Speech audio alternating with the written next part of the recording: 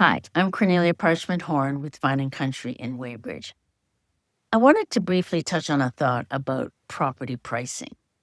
If your property is currently on the market in the KT13 Weybridge area, the stats are that detached homes in this area are still achieving strong values, around that 1.14 million on average over the past year.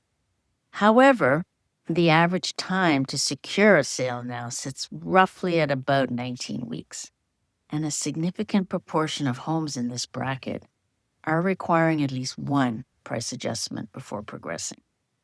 So what's interesting to me is that in almost every case where a property exceeds that timeline and has had a price reduction, it isn't the home itself. It's how the market is now beginning to perceive that home. Buyer psychology is shifting quietly. The conversation moves from, is this right for us, to why hasn't this sold? And that subtle shift affects negotiating power. Once a property requires its first price adjustment, that perception becomes harder to reset. So in a market that remains really valuable, but is not very fast, pricing precision at launch becomes really critical.